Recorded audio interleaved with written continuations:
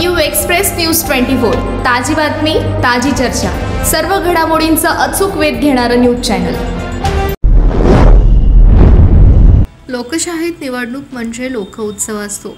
या लोकउत्सवातील सर्वात मोठा उत्सव म्हणजे लोकसभा निवडणूक। या निवडणुकीसाठी आज रखरखत्या उन्हातही हातकणंगले लोकसभा मतदारसंघातील इचलकरंजी विधानसभा मतदारसंघात 255 केंद्रांवर मतदार राजानं उत्स्फूर्तपणे आपला अधिकार बजावला। अनुसूचित प्रकार घडू नये म्हणून कडक पोलीस बंदोबस्तही तैनात करण्यात आला होता। त्यामुळे किरकोळ वादावादीचे प्रकार वगळता मतदान प्रक्रिया शांततेमध्ये पार पडली। हातकणंगले लोकसभा मतदारसंघातील इचलकरंजी विधानसभा मतदारसंघात इचलकरंजी शहरासह चंदूर, कबनूर, कोरोची, खोतवाडी आणि तारदाळ या गावांचा समावेश आहे। या मतदारसंघात एकूण मतदारांची संख्या 3,01,120 असून यामध्ये 1,54,227 पुरुष आणि 1,46,833 स्त्रिया आणि 60 इतर मतदारांचा समावेश आहे। त्यामुळे एकूण 255 मतदान केंद्रांवर मतदान झालं। त्यापैकी 127 मतदान केंद्रांवर मतदान प्रक्रियेचं चित्रीकरण करण्यात आलं।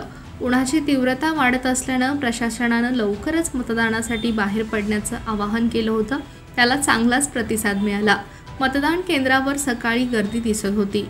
मतदारांना आकर्षित करण्यासाठी 4 प्रकारची विशेष मतदान केंद्रही उभारण्यात आली होती। यामध्ये देशभक्त बाबासाहेब खंजिरे नाईट कॉलेजमधील केंद्र क्रमांक 130 मध्ये पिंक मतदान केंद्र होतं। या ठिकाणी मतदान केंद्राध्यक्ष, मतदान अधिकारी आणि कर्मचाऱ्यांसह सर्व महिला मतदार प्रक्रियेत सहभागी झाल्या होत्या। तर तात्या मुसळे विद्यालयातील केंद्र क्रमांक 185 हे दिव्यांगांसाठीचं मतदान केंद्र होतं। हे केंद्र पूर्णपणे दिव्यांग अधिकारी, कर्मचारी चालवत होते।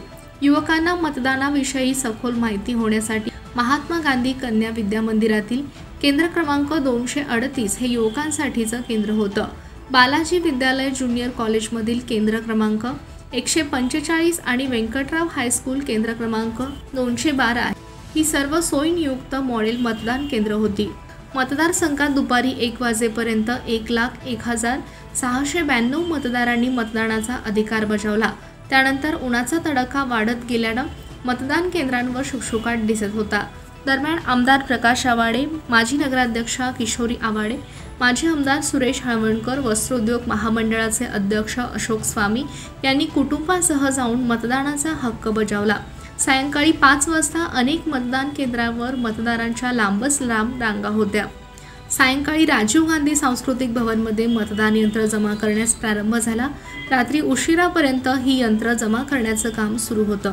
मतदारसंघात अपर पोलीस अधीक्षक निकेश खाटमोडे पाटील, उपअधीक्षक समीर सिंह साळवे यांच्या मार्गदर्शनाखाली 1 उपअधीक्षक, 3 निरीक्षक आणि 14 सहाय्यक निरीक्षक, 170 पोलीस कर्मचारी, 1 RCB पाल्टून, 265 गृहरक्षक दलाचे जवान, 3 परिवीक्षाधीन उपनिरीक्षक असा मोठा पोलीस बंदोबस्त तैनात करण्यात आला होता।